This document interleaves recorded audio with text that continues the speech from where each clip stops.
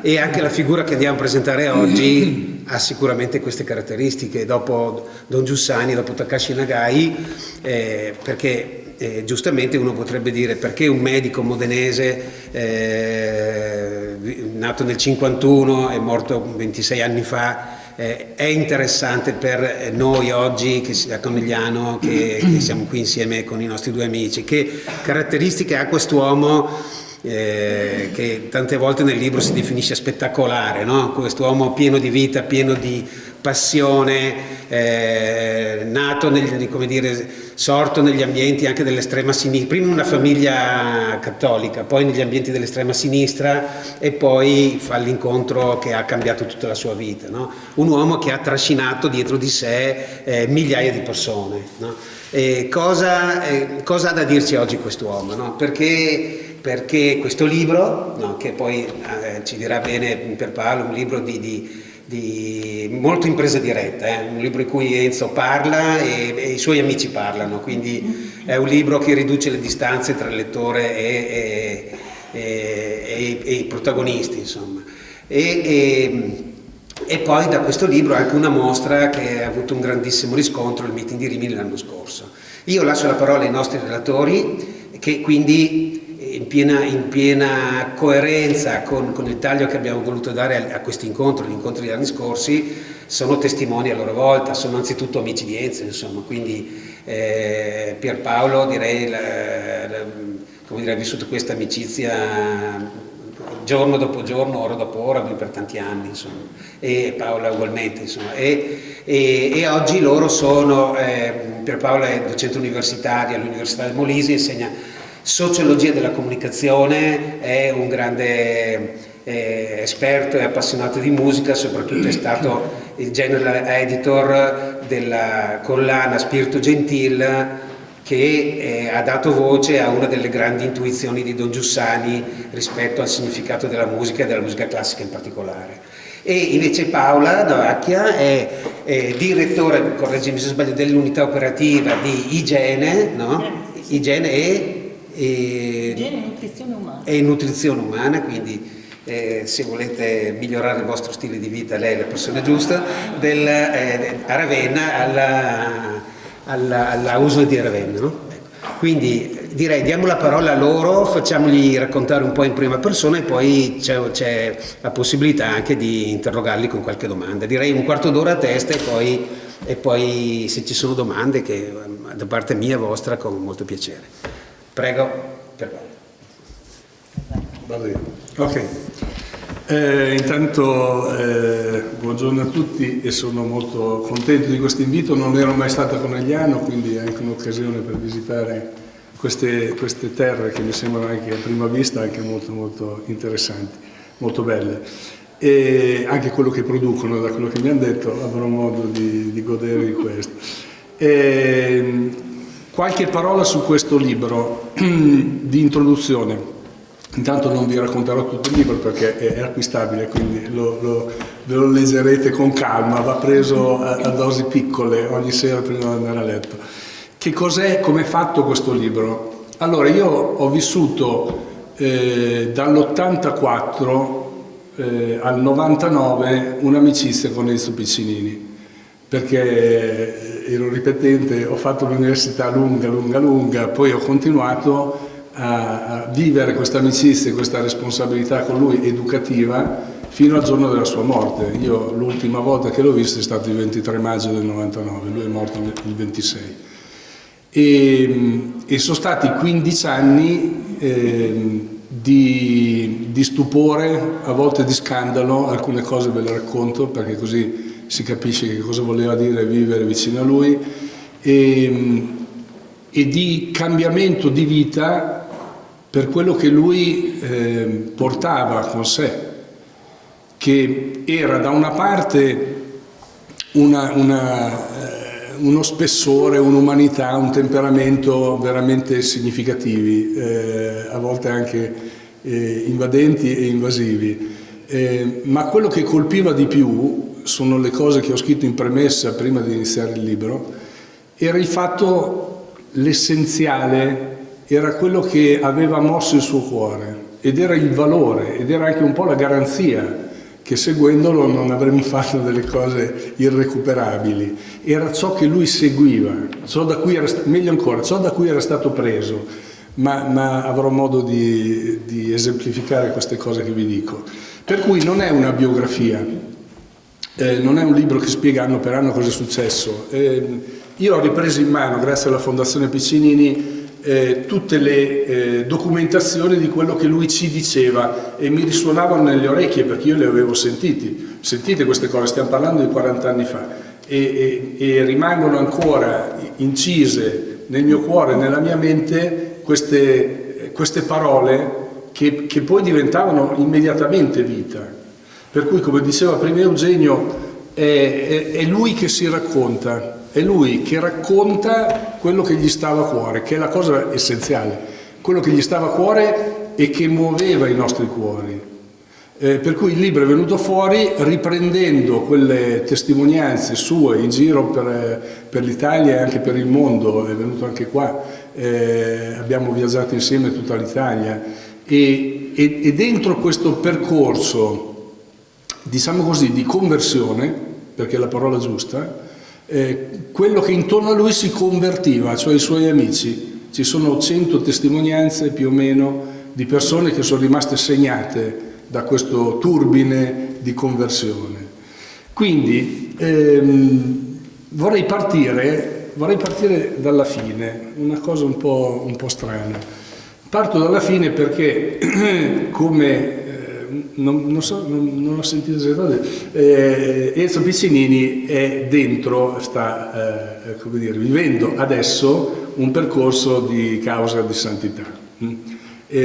Abbiamo già finito il primo step, alle virtù eroiche, abbiamo finito la fase diocesana, che è passato tutto a Roma.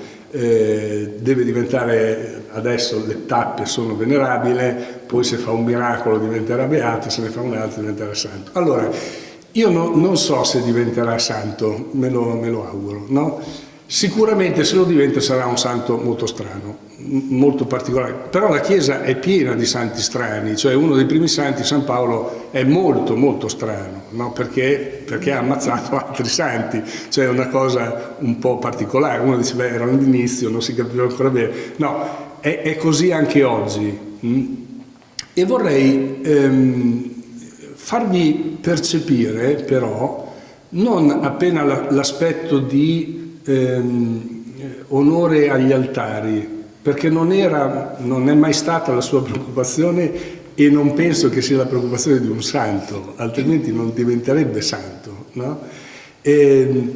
Invece vorrei farvi percepire un aspetto che Don Giussani ci ha sempre insegnato. Allora, prima Eugenio diceva, adesso la Paola vi dice se volete vivere meglio, no?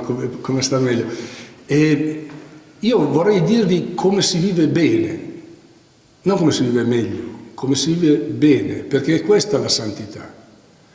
In maniera un po' paradossale, perché questo vivere bene è fatto anche di contraddizioni, anche di dolori enormi che abbiamo vissuto insieme, io con Enzo, che ho continuato a vivere successivamente. Ma la santità nel cristianesimo è la stoffa del cristiano, non di qualcuno, non di qualche privilegiato, ma è da una parte l'attesa, l'aspettativa e la promessa che Dio fa a ciascuno di noi di vivere bene. Questo è la santità. E io in Enzo, e attraverso lui in Don Giussani, perché poi, come diceva Eugenio, ho avuto la possibilità di lavorare con Giussani nella musica classica, non so quanti hanno avuto questo privilegio, stavo con lui e mi pagavano anche, una cosa, no? E quindi mi sono trovato nell'incrocio tra due che adesso stanno diventando santi, perché Don Giussani allo stesso modo è in questo percorso. Che cos'è la santità? Come l'ho vista in loro? E come è diventata la stoffa della mia vita, la stoffa, cioè non voglio andare sugli altari, voglio vivere bene, è questo il concetto. Vorrei leggervi da questo punto di vista una una intuizione avuta da una persona, anche lei strana, che si chiama Adrienne von Speyer. Perché è un po' strana? Perché era una teologa, e già il teologo è una professione particolare, fatto da una donna ancora più particolare. Lei era allieva di von Balthasar, quindi mettiamo dentro cose. E una volta Don Giussani ci disse, c'è una frase bella sulla santità. Giussani ci ha insegnato, se qualcuno ha letto il libro di Martin Day, quest'anno l'abbiamo usato anche per Ermanno Lo Storpio al meeting, e dice esattamente questo: la santità è la stoffa del cristianesimo. E poi cita la von Speyer, che dice, ve lo leggo, la santità, così capiamo meglio Enzo, secondo me, la santità non consiste nel fatto che l'uomo dà tutto. Enzo aveva un carattere molto portato a dare tutto, anzi a dare di più di tutto. E chiedeva a tutti quelli che erano intorno di fare altrettanto. Noi eravamo sempre lì con la lingua fuori, no? Perché bisognava dare più di tutto, no? E la von Speyer dice, la santità non consiste nel fatto che l'uomo dà tutto, ma nel fatto che il Signore prende tutto. Guardate che questa è una rivoluzione che Enzo ha dovuto pagare sulla sua pelle, senza risparmiare niente, perché ha continuato a dar tutto, ma convertendosi. Questa è stata la conversione più straordinaria. La santità non è ti do tutto, che pure è necessario, ma non è sufficiente, perché la santità è la presa di Dio su di te. La risposta a quello che Dio ti chiede, storicamente. E questo vuol dire vivere bene. Scusate se prendo un po' di tempo su questo, perché non si vive bene perché si dà tutto. Si vive bene perché si lascia tutto nelle mani di chi ti prende. E per Enzo è successo questo, ed è successo una rivoluzione, cioè una conversione, convertire, girare, cambiare strada. Tra offerta, continuo, tra offerta io ti do ed esaudimento, cioè e realizzazione, vi è sempre come un contrasto, uno sbaglio, una svista, bellissimo, una svista. Io penso che più di così non si possa e che questo mi deve dare il ritorno. E la von Speyer dice, c'è come una svista, tu dai tutto e pensi che sia questo. Per anni Enzo ha pensato questo, forse quasi fino alla fine, no?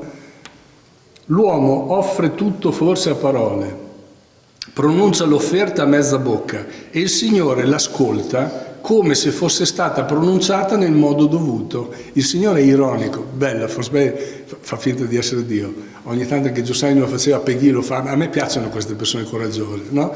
Dio ascolta, guarda chi gli dà tutto e fa come se fosse così, come un padre che vede suo figlio che fa di tutto e dice, ma io non vorrei questo, vorrei un'altra roba. Però ironicamente dice, va bene, prima o poi capirai. E quando egli prende tutto, quando il Signore prende tutto, e questo è successo definitivamente il 26 maggio del 1999, definitivamente, ma aveva cominciato prima a trovare uno spazio nella vita di Enzo.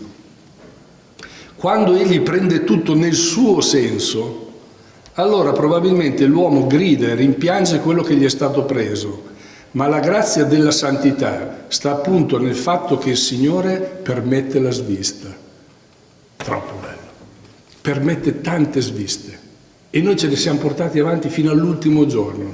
Facciamo questo, facciamo quello, che erano giuste. Ed erano tutte piccole sviste, ma così trasparenti, ingenue, che il Signore le ha messe dentro. Quando un tronco bruciano anche i vermi che ci sono dentro. È questa la traiettoria straordinaria di chi stava vicino a Enzo. A un certo punto erano in Palestina, troverete molti episodi, vado un po' in disordine, e c'erano muezzin che hanno cominciato, mentre loro facevano la messa, Giussani, Enzo, un po' di gente, Giancarlo Cesana, Luigino, e hanno cominciato a fare le preghiere con gli altoparlanti e non si riusciva a pregare, no? E Enzo chiaramente col suo carattere stava uscendo dalla chiesa lì a Gerusalemme per andare a fracassare gli altoparlanti, probabilmente, se non le persone che li usavano. E Giussani lo ferma e fa: dopo ne parliamo. E ne parla e fa: ma insomma, ma tu sei sei rimasto un 68ino, ma tu lo sai chi è la protettrice delle missioni? La protettrice delle missioni è Santa Teresa del Bambino Gesù. Che cosa ha fatto? Niente. Non ha fatto niente. Ed è la protettrice di coloro che portano nel mondo la testimonianza di Cristo. Allora, adesso vi racconto 2 o 3 episodi. Ho voluto fare questa premessa perché spero che chiarisca anche le cose che vi racconterò. Come ha detto prima Eugenio, Enzo era molto, io ho usato il termine esagerato, sempre fuori dai limiti, no? E quindi anche nella sua realizzazione andava costantemente fuori dai limiti. Per esempio aveva trovato un circolo di amici molto simpatici per lui, no? Vi faccio 2 nomi di questi amici di quegli anni, stiamo parlando degli fine degli anni 70, Alberto Franceschini e Prospero Gallinari. Forse qualcuno li ha sentiti nominare, uno mi sembra che sia ancora vivo, l'altro no. E se li portò anche a casa, tanto che sua madre, questi sono i fondatori del BR, ed erano amici, no? Per dare tutto. E quando li ha portati a casa, sua mamma conosceva, ho preso Enzo e gli ho detto una testimonianza filmata bellissima di sua madre, oh, era Franceschini, gli ho detto non lo portare mai più in questa casa, no?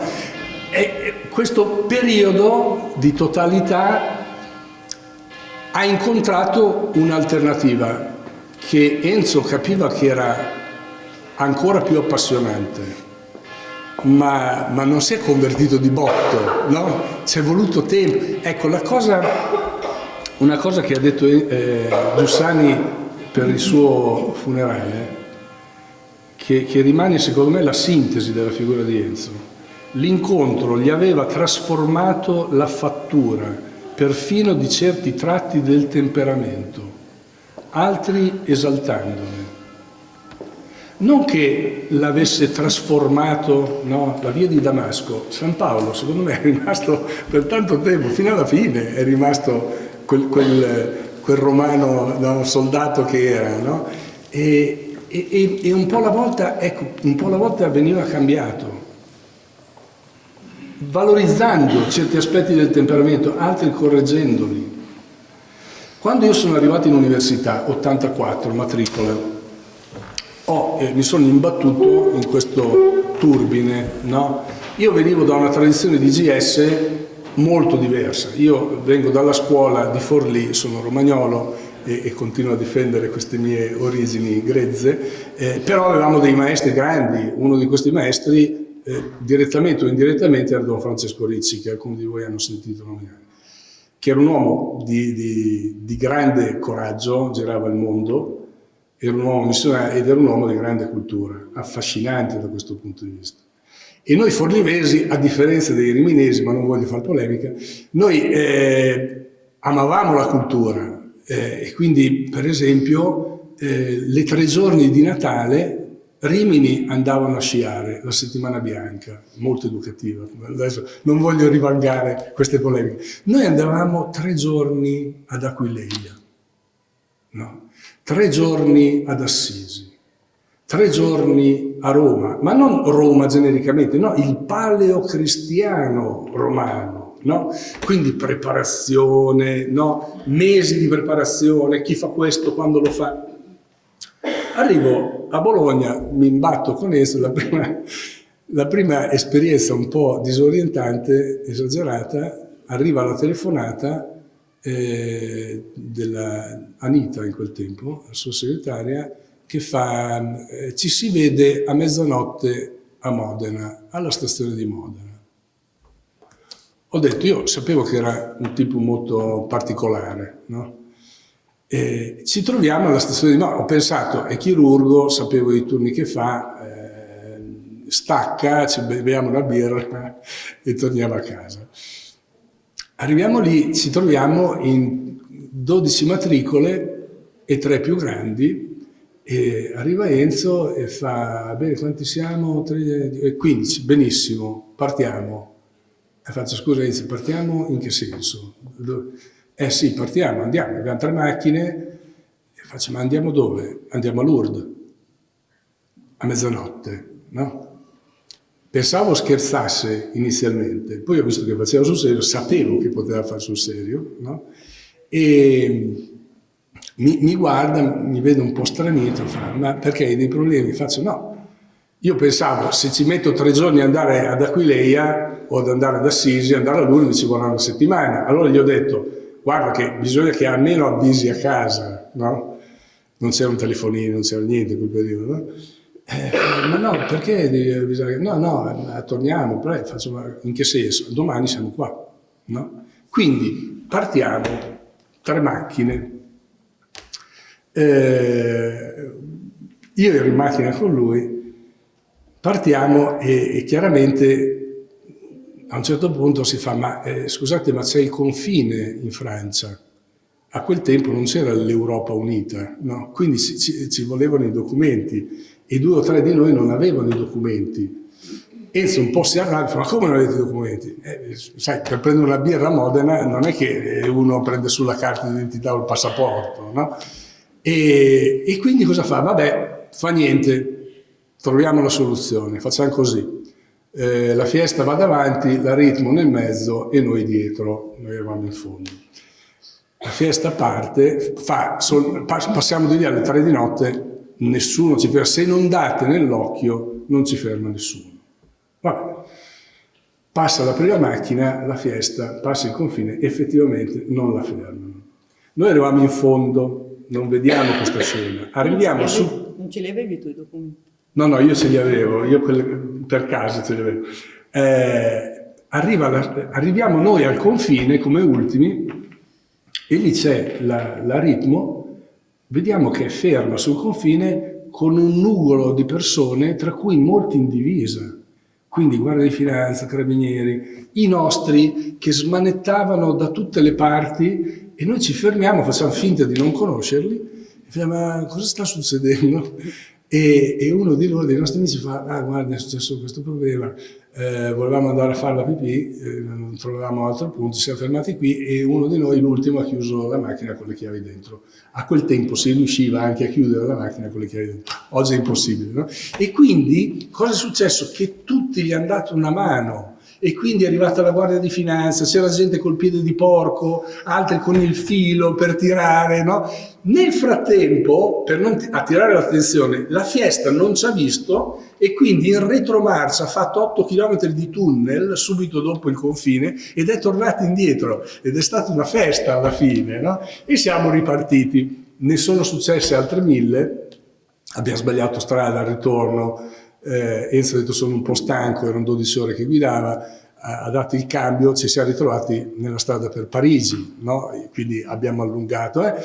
Siamo arrivati alla fine con una macchina, la Fiesta, che gli morivano i fari, cioè l'alternatore non funzionava più e quindi un po' alla volta si spegneva, di nuovo di notte. Tra l'altro arriviamo a Lourdes, non ho avuto neanche il tempo, adesso cosa facciamo? Adesso prendiamo la messa e andiamo. Io non ho visto le vasche dell'acqua di Lourdes, forse sono stato l'unico ad andare a Lourdes e non aver visto né la Madonna né le vasche, perché siamo ripartiti perché il giorno dopo doveva lavorare. E quindi ritorniamo con questa macchina che muore.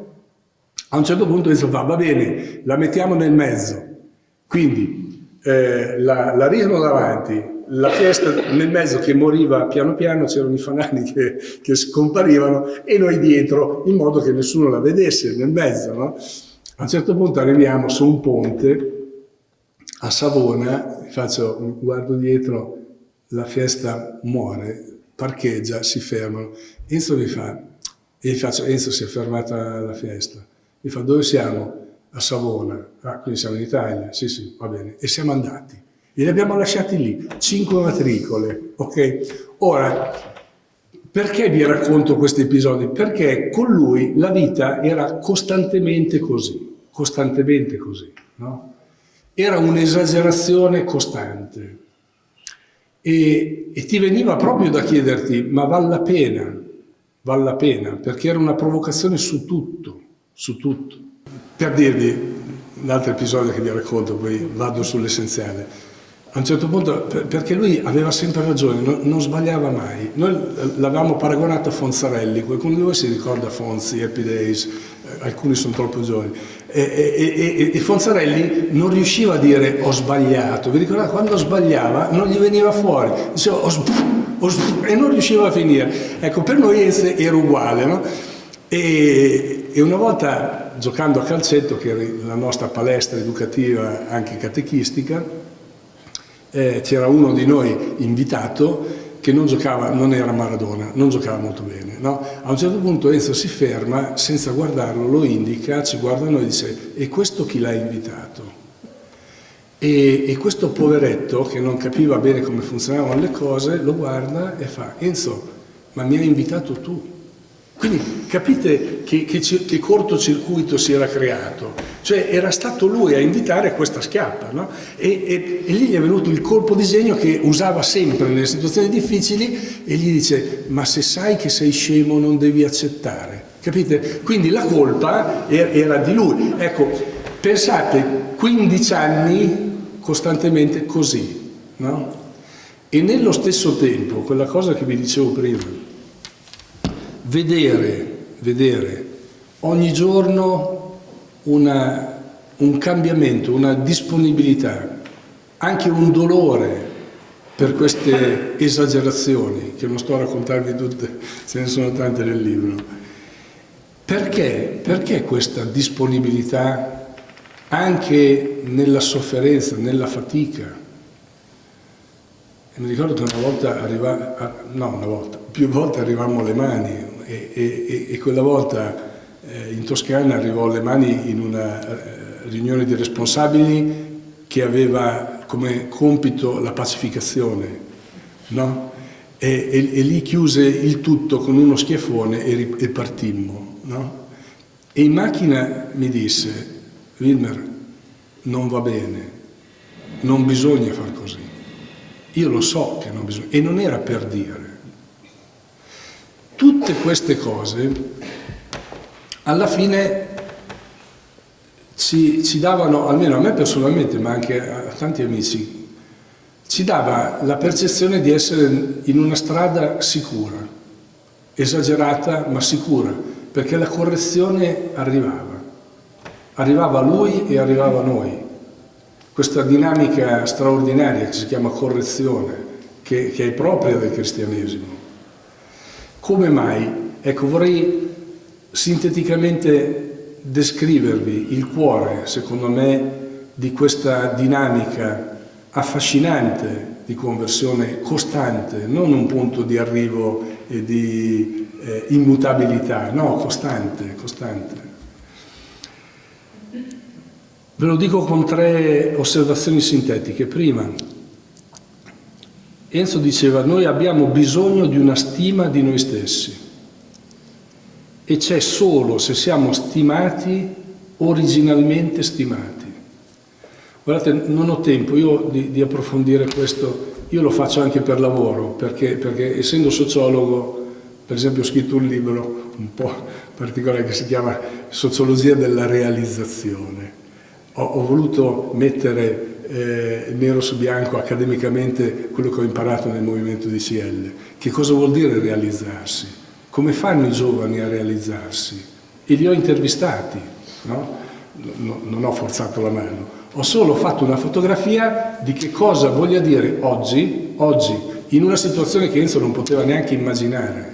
Oggi, in cui l'ansia è quella di essere stimati attraverso la tristezza di un like, attraverso il riconoscimento di uno sconosciuto o di un follower, e pensare che questo possa dare consistenza e stima alla nostra vita, con tutte le patologie che ne vengono fuori.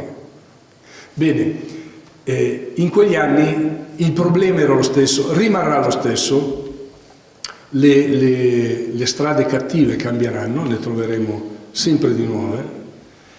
Enzo diceva: il problema vero è che abbiamo bisogno di una stima di noi stessi, e c'è solo se siamo originalmente stimati, così come siamo.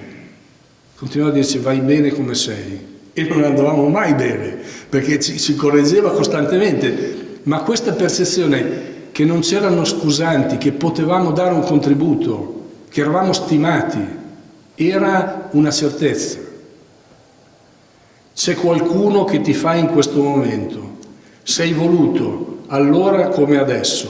Scopri questo, per favore. È come innamorarsi per sempre. Questa era la certezza capitata nella vita di Enzo, capitata.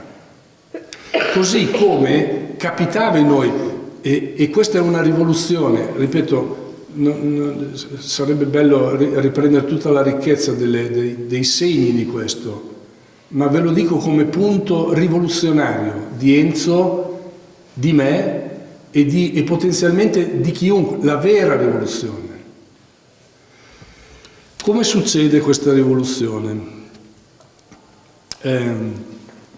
Secondo esempio, proprio stamattina, oggi è sabato, secondo salmo del sabato, cantico di Isaia 49, che ho riletto stamattina prima di partire, perché gli piaceva tanto a Enzo.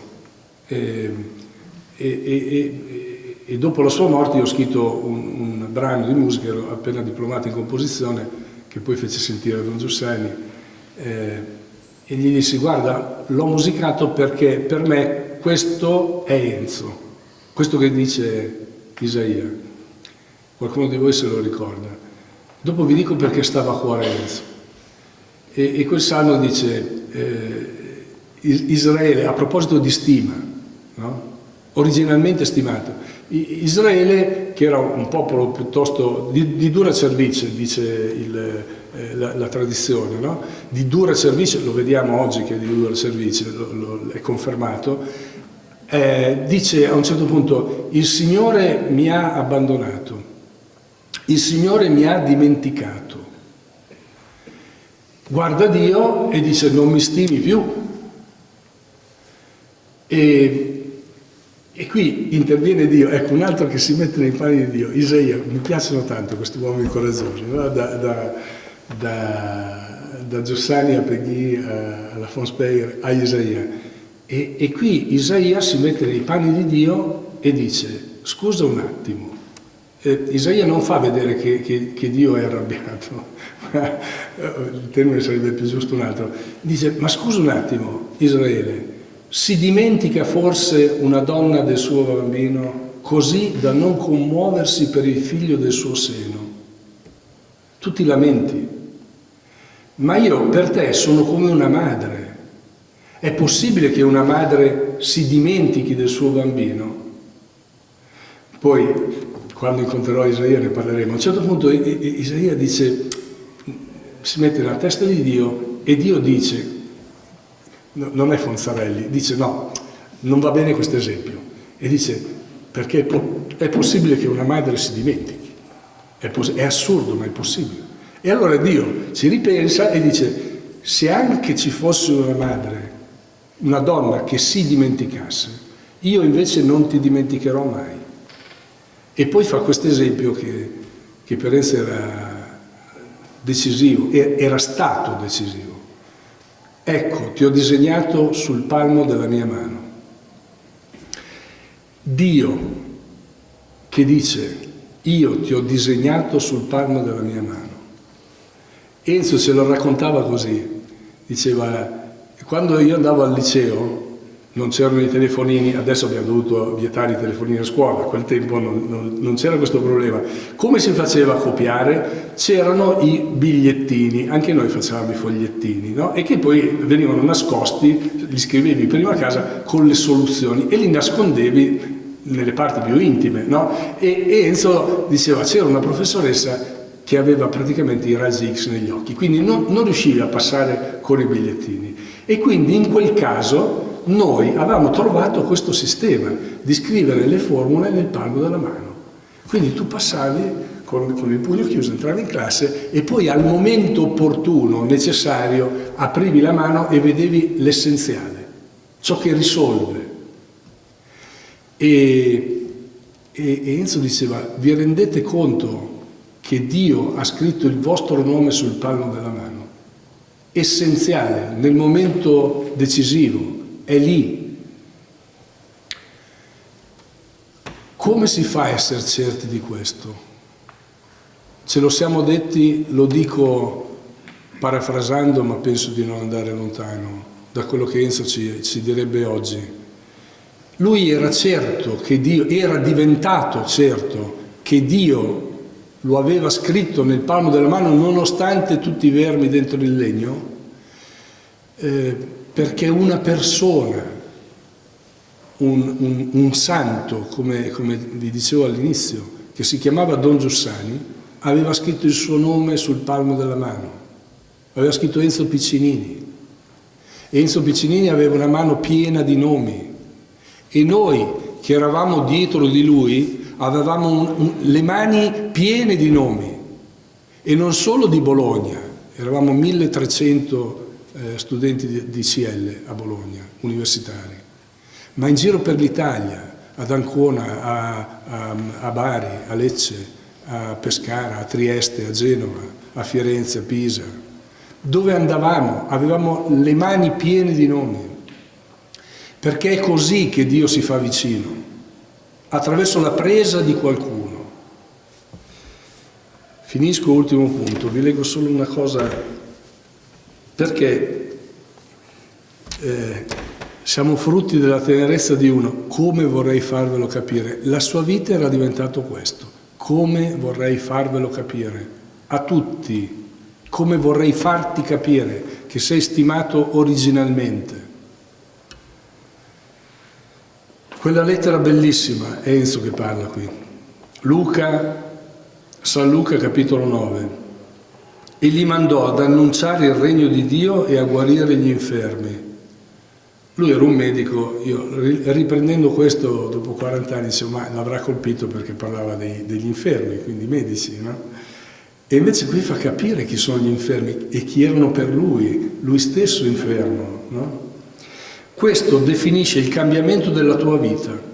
La tua vita ha scopo per questo, se annunci il regno di Dio e guarisci gli infermi. Li mandò a gridare dappertutto che c'è un motivo per vivere, che c'è una ragione per soffrire, per lavorare, per gioire, per guardare il futuro, che c'è una ragione per cui una madre è madre e un padre è padre. Li mandò ad annunciare questa positività in tutto il mondo. Se la mia vita sempre più accetta di avere come suo scopo supremo testimoniare Lui, gridare a tutti gli uomini la positività ultima della vita, questo è guarire ciò che è ammalato. La sua vita fino all'ultimo giorno è stato questo, con la sofferenza dei propri limiti e con una ironia ultima su questi limiti, perché non si può perdere tempo sui propri limiti, abbiamo altro da fare. E questo è stato Enzo come spettacolo per noi.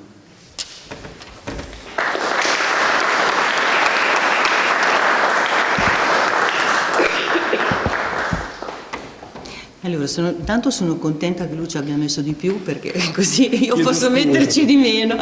No, per me va benissimo, anche perché io, come lui, penso vi abbia fatto venire voglia di conoscerlo di più, sia attraverso le sue parole, la lettura del libro. Io dovrei farvi venire voglia di conoscerlo di più attraverso la mostra che ho avuto la fortuna di aiutare a curare.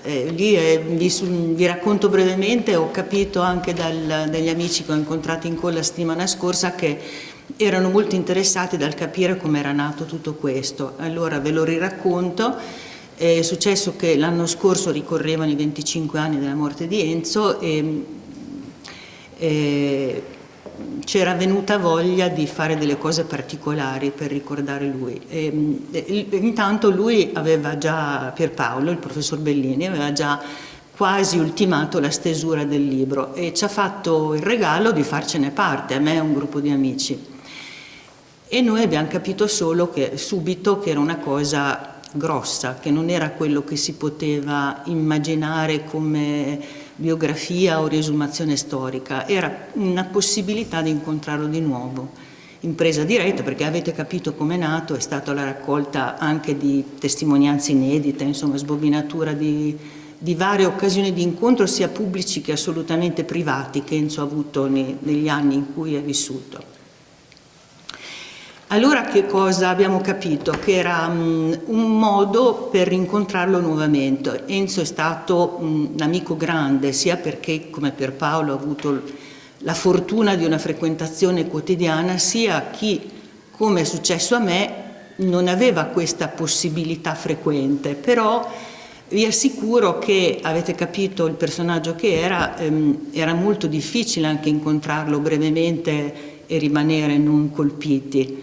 Lui aveva anche molta passione per i suoi amici medici, faceva ogni tanto degli incontri anche fuori dal seminato, delle scuole di comunità in più per vederci e per chiedere come andava nelle occasioni di lavoro che stavamo vivendo. Ma comunque sia, non era per me come è stato per lui la frequentazione di Enzo, però era un'interrogazione continua. E avrete anche capito che non era un personaggio semplice da quello che raccontava, da come conduceva dai pellegrinaggi di Lourdes, dalle partite di calcio, non era una persona semplice, e alcuni sono rimasti anche profondamente urtati, diciamo in un certo senso quasi respinti nell'incontro iniziale, però c'era qualcosa che ti portava costantemente a chiederti di più. Allora, mentre leggevamo appunto questa bozza e pensavamo come poter ricordare al meglio questo 25esimo che è stato l'anno scorso, è venuto fuori pian piano, insieme alla pubblicazione del libro, anche l'idea di mostrare una mini mostra, perché non ce l'abbiamo fatta a crearla tutta in occasione del 26 maggio che ricorreva. Abbiamo fatto una piccola mostra, una piccola sequenza, mentre invece l'abbiamo portata in versione integrale, quella che vedrete oggi pomeriggio, inaugurata oggi pomeriggio, l'abbiamo portata al meeting dell'anno scorso, al meeting di Rimini. Avete in mente, no? So che avete fatto anche cose in questo senso.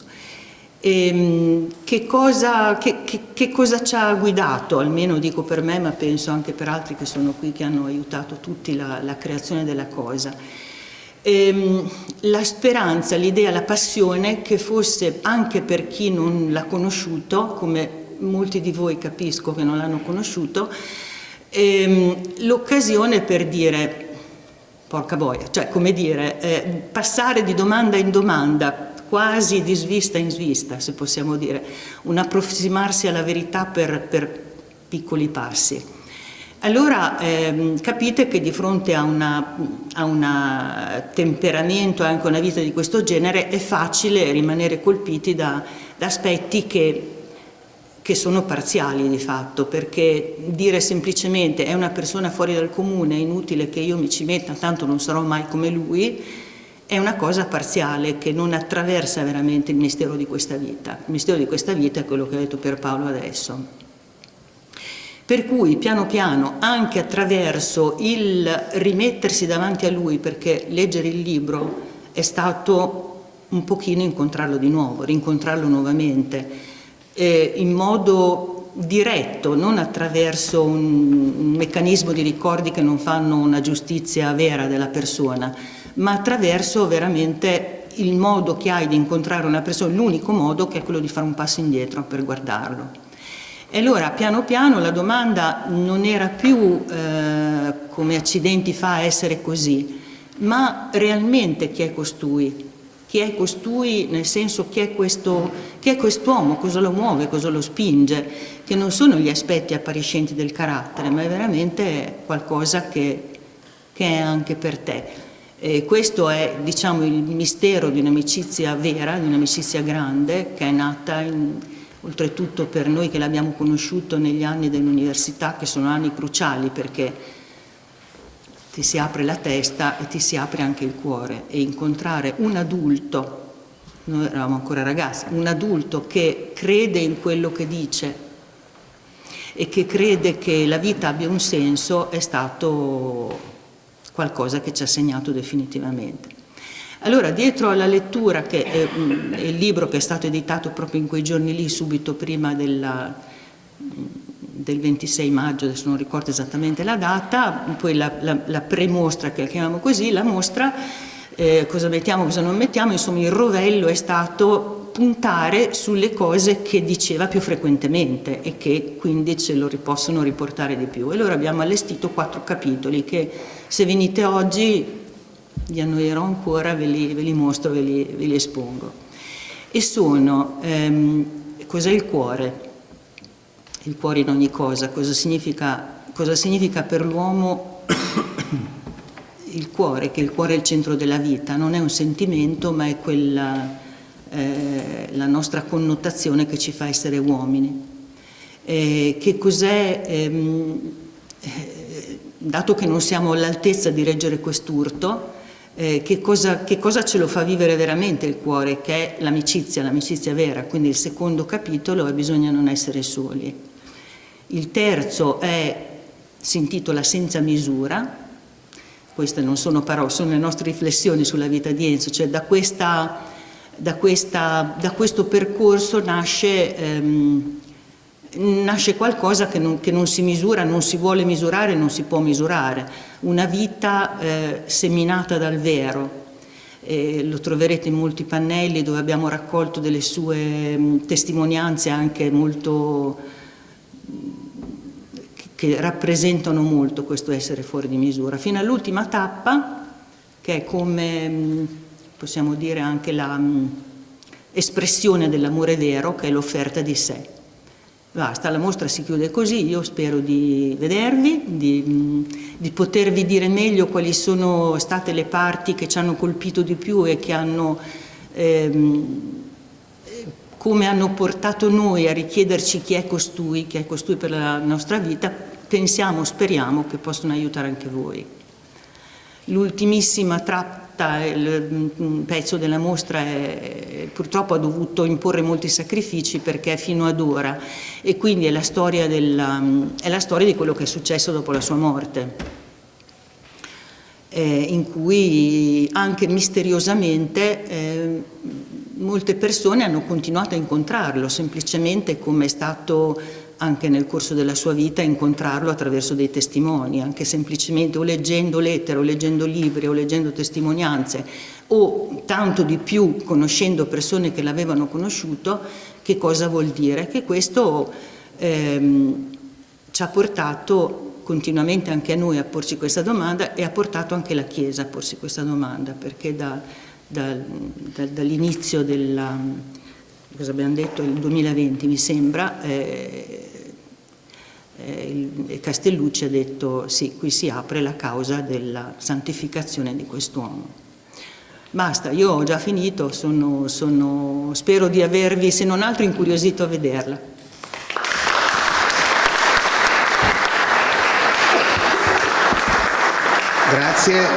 Grazie a Pierpaolo e grazie anche a Paola. Abbiamo l'occasione di poter fare qualche domanda, io magari le raccoglierei, adesso arrivo subito, e faccio solo 2 considerazioni. Uno, che questo libro ci aiuta a, come già detto anche Pierpaolo, peraltro anche Paola, cioè a ridefinire il concetto di santità, perché abbiamo un concetto di santità veramente troppo dipendente dalla nostra buona volontà, dalle nostre opere, insomma.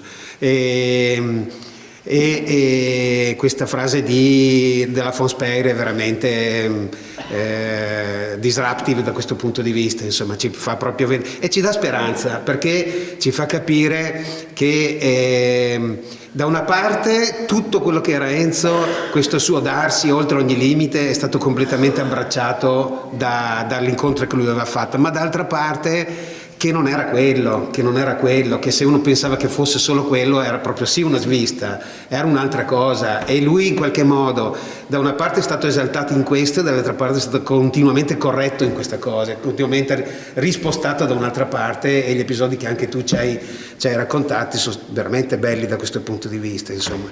E quindi è un libro che ci dà speranza, perché Cioè, se è possibile per uno che aveva un carattere così impossibile, è possibile anche per noi, cioè, e non dobbiamo fermarci di fronte al fatto non ce la faccio, sono una persona mediocre in confronto di lui che era invece eccezionale, eccetera. Non esiste questa obiezione, no? È veramente, come hai detto tu, una strada per tutti, la santità, è la strada normale del cristiano. E tanto è vero che io sono rimasto fulminato da una frase del libro di Paola Belletti, che a un certo punto dice: l'unico modo per fare esattamente come lui era di non imitarlo affatto. È stupenda questa frase, perché qui c'è l'origine di quell'ambiguità di cui diceva Paola, imitarlo negli aspetti più esteriori, quindi mettersi a fare i militanti, che poi forse adesso non è neanche più l'epoca storica, non lo so, o forse in modo diverso dal passato, e invece è lasciarsi toccare da questa cosa per quello che uno è. L'altra cosa è che questo libro non è il primo libro che viene dedicato alla figura di Enzo Piccinini.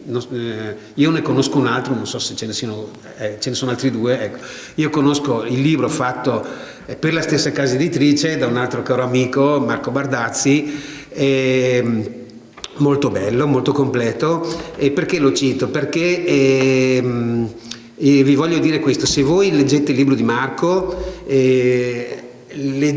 capite cosa è stato Enzo Piccinini, chi era, in che periodo è vissuto, avete una biografia, avete il contesto proprio storico, tutte le tappe della sua vita, e avete una ricostruzione in qualche modo oggettiva di quello che è stato lui. Se voi leggete il libro di Widmer, venite travolti dalla pienezza di vita esagerata che lui era, che lui ha ricevuto e che lui ha vissuto. Per cui se dovete leggerne uno, leggete questo. Perché qui adesso leggeteli tutti e due, che sono tutti e due molto belli, però qui siete veramente portati dentro la vita che ha coinvolto Enzo, e con lui, ecco, questo è l'altro metodo del libro, ha coinvolto i 100 amici, e da questi 100 altri 1000, da questi 1000 chissà altri quanti, dentro una vita che deve ancora, come diceva alla fine Paola, deve ancora scrivere tanti capitoli, perché Enzo ci sta aiutando adesso a scrivere nuovi capitoli, e chissà quali saranno questi capitoli. Siamo molto così, siamo anche curiosi, cioè desiderosi di vedere. C'è chi di noi avrebbe detto che si sarebbe aperto questo processo di beatificazione. Io che una volta l'ho visto alla fine di una partita di calcio in montagna, che Scapoli e Ammogliati in confronto era la finale di Champions, capito? Menarsi di brutto con un altro, capito? Perché forse il risultato non era quello, istintivamente non l'avrei pensato come un candidato alla santità, capito? Però c'era dentro tutto nella sua vita, c'era questa febbre di vita e questa vita nuova che travolgeva lui in prima persona, insomma, e quindi è veramente un libro che ci può dare qualcosa, e quindi anche la mostra. Se c'è qualche domanda, ecco il nostro, prego, si presenti e si propone. No, prego. Buongiorno a tutti, mi chiamo Marino, sono qui con la moglie Antonella. Ecco, voglio porre complimenti per i relatori, chiaramente. Due osservazioni che si possono forse tradurre in una sola. Uno è la conversione, ci ricorda quindi molto chiaramente San Paolo, la sua conversione che è notevole, ma il secondo punto che volevo portare così ai relatori e anche al pubblico riguarda un pannello in cui si parla di questo del merlo che viene trattenuto da un filo. Ecco, io ero a Padova con mia moglie, appunto, ricordo benissimo con certezza questo episodio. Lui parla di un uccellino, così, non so se sia stato preso da Padova o cosa questo esempio, e è un ricordo assolutamente certo e vivo che io ho. Questo, magari leggiamo appunto questo pannello, tenta di fuggire, il filo lo trattiene all'albero, vuole sfuggire, mi pare, parlavo di un nibbio se non ricordo male, e viene preso. Allora il commento che fa Piccinini, ripeto, lo ricordo con chiarezza, che per la salvezza bisogna tagliare. Questo non mi ha ricordato, ma io ho questa decisa convinzione che lui avesse detto bisogna tagliare. Forse ci riporta anche la sua conversione questo fatto, ma ripeto, mi ha colpito, anche ne parliamo spesso in casa di questo fatto del tagliare col passato. Ecco, questo mi pare una cosa notevole che anche il pannello stesso ci ha provocati e che porto appunto a voi relatori e anche al pubblico. Tagliare quel passato, qualcosa, non si sa in che forma, in che modo, ma qualcosa sì, per crescere, per vivere occorre fare questo. Grazie, tutto qua. Se ci sono altre domande le mettiamo tutti insieme, direi. Liberi, qui non c'è. Direi. Prego. Sì. Così anche per gli amici di Vivi TV. Sì, Pietro Sebastiani, io sono medico, non ho mai conosciuto Enzo Piccinini, l'ho sentito una volta telefonicamente perché mi si era interessato per una persona, un conoscente, un familiare di una persona della comunità di Treviso. Io lavoravo a Treviso e mi è bastato quei pochi minuti di colloquio per inquadrare una persona anche dal punto di vista professionale, ecco, e anche umano, perché non è da tutti di interessarsi di un amico, ecco, fino a questo punto. E volevo porre la questione di fino a che punto gioca la sua professione medica. Non sapevo che il professor Belleni fosse un sociologo. Sentivo ieri sera i commenti di Barisoni con Natalia Forlani sulla inchiesta dell'Associazione per lo studio delle politiche sociali, in cui si dice che il 49% dei giovani sotto i 30 anni lavorano solo per guadagnare, solo il 25% lo fa con motivazione di realizzazione personale. Ecco, mi interessava sapere cosa c'entra la scelta di fare il medico e come ha potuto contemperare queste attività vulcaniche con una attività di chirurgo che richiede una disponibilità H24, una concentrazione, non lo so, forse lo ha anche aiutato questo. Grazie. Benissimo, se non ci sono altre domande lasciamo il microfono. Allora, mi concentro sulla prima e la Paola risponderà alla seconda, visto che la riguardo di più, anche se una così vorrei dire.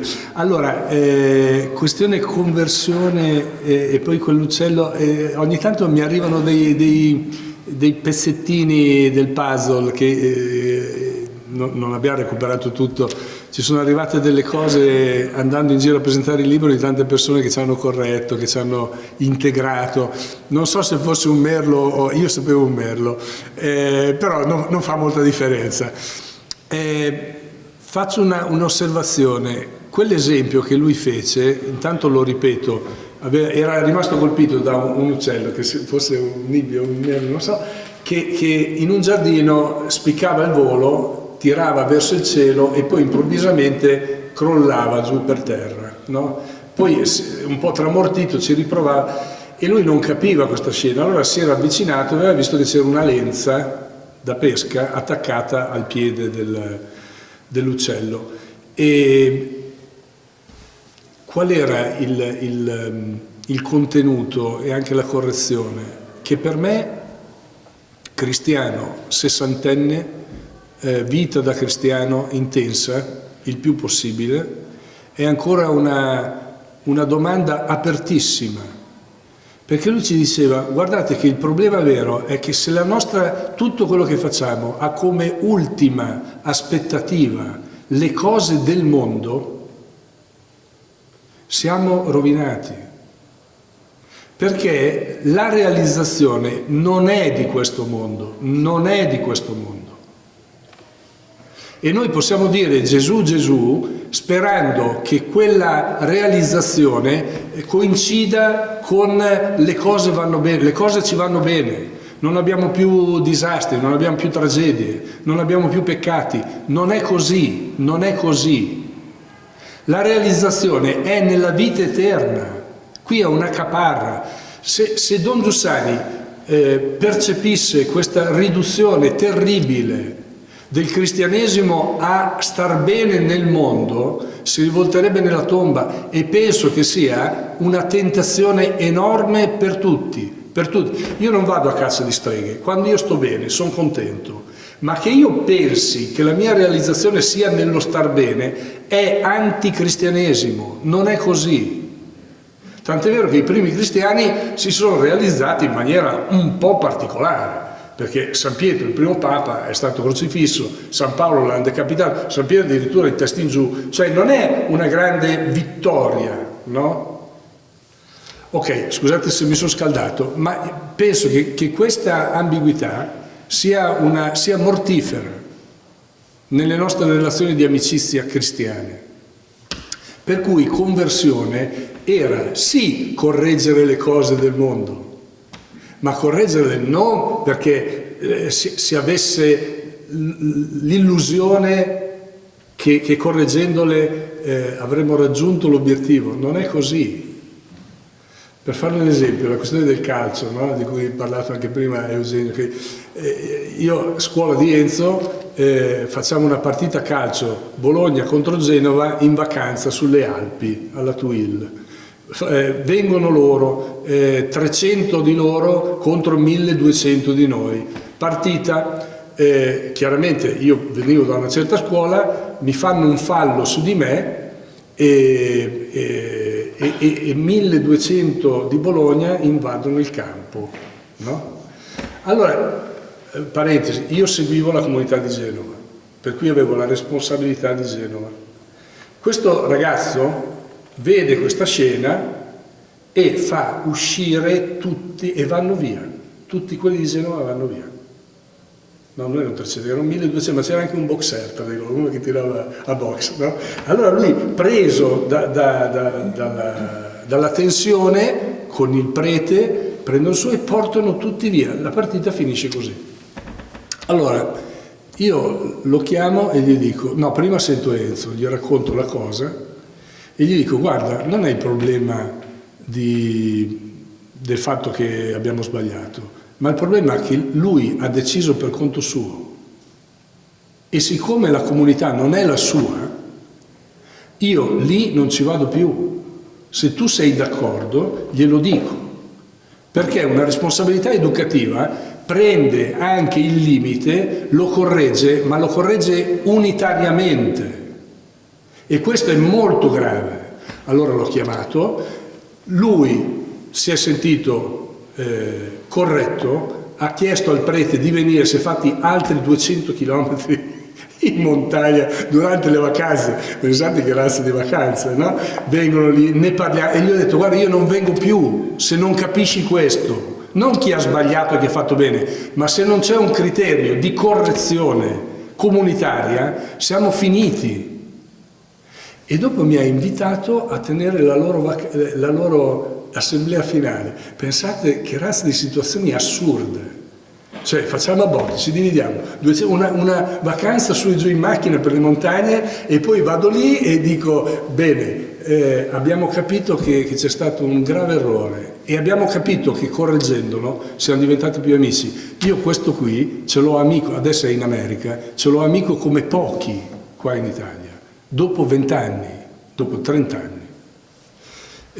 Sulla questione medica lascio la parola a Paola. Solo un aspetto, anch'io sono molto colpito da questo fatto, di questi dati, soprattutto il dato che ho due figli, uno è già medico, l'altro che fa medicina, del dato di come sia così raro vedere giocare una dimensione ideale nella professione. Il medico in particolare, ma vale per tutti, una dimensione ideale, per cui nessuno vuole fare più il chirurgo. Chi va a lavorare in ospedale? Perché dovrebbe andarci? No? E hanno mille ragioni, perché sono trattati male, perché è una vita professionale veramente maltrattata. Guardando Enzo mi viene da dire, ciò che lo spingeva era la forza dell'ideale e questa cosa qui oggi è molto molto a rischio. Sì, anche ho una considerazione e forse anche un ricordo che può aiutare. La considerazione è che naturalmente è un gran mistero, cioè non sappiamo che cosa, se la professione l'ha aiutato nella sua realizzazione umana, non è questo. Quello che possiamo dire è che veramente il cuore in ogni cosa, c'è anche un pannello, ti parla proprio di questo aspetto, cioè la vita è unita perché? Non perché siamo bravi medici, bravi padri di famiglia, bravi amici, bravi mariti, bravi tutto. Siamo amici perché, cioè siamo uniti perché mettiamo il cuore in ogni cosa, e questo secondo me è in parte la risposta alla domanda che facevi. C'è un altro aspetto che è un ricordo per me, cioè lui lo diceva più di una volta, l'ha detto: quando una persona viene da noi è nudo, cioè viene da noi proprio mettendo al centro il suo bisogno, e questo posso affermare che è uguale per tutti, per tutte le situazioni, perché siamo a nudo anche quando cerchiamo non solo la guarigione della malattia, ma quando cerchiamo un perché di fronte a una cosa che ci affligge, e più in generale siamo nudi quando cerchiamo il senso della vita, e lui in questo non si risparmiava né come medico né come uomo. Sul Merlo ci avrei un'altra cosa, perché adesso ci sono degli aspetti, è solo una piccola parte della fine del primo settore, diciamo così, quella del Merlo, che ho visto mi interessava molti. Enzo tornava molto spesso sulle cose e le raccontava in modo diverso, quindi non mi meraviglia che questo aspetto che Marino prima diceva, ricordava, è così, insomma, se parliamo della vita come un approssimarsi alla verità di svista in svista, per tornare come prima, ci sta, se vogliamo. Anch'io per molte cose che ho letto mi è capitata questa cosa, cioè di ricordarmi di averlo sentito, ma di averlo sentito in altro modo. La più frequente, adesso non l'ho neanche mai raccontato, ma quella a un certo punto viene raccontato, non saprei ritrovare la pagina in questo momento, anche se ho il libro dietro, viene raccontato di qualcuno che dice: ma no, in fondo, cioè diciamo il conciliarsi di aspetti diversi del cristianesimo, no? Che ci si urta ma non ci si trova mai a essere d'accordo fino in fondo, ma in fin dei conti sono degli accenti diversi.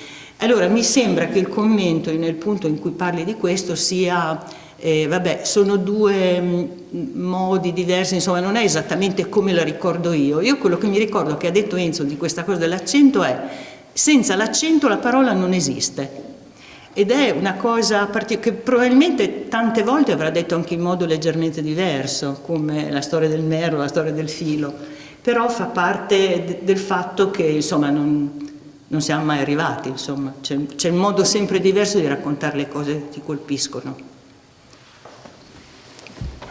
Scusa, solo una precisazione, Marino. Enzo usava molto il termine decidere, decisione, e letteralmente in latino decide vuol dire tagliare. Prendere una decisione vuol dire tagliare. Ma attenzione, faccio una piccola correzione: non tagliare col passato, non è questo. Enzo il passato se l'è tenuto tutto sulle spalle, ma tagliare con quella illusione che vi dicevo prima, cioè di trovare un posto qua che sia sufficiente. Questa è la vera decisione. Grazie, allora abbiamo l'amico di Vivi TV che mi fa segno che siamo in scadenza, quindi grazie a tutti.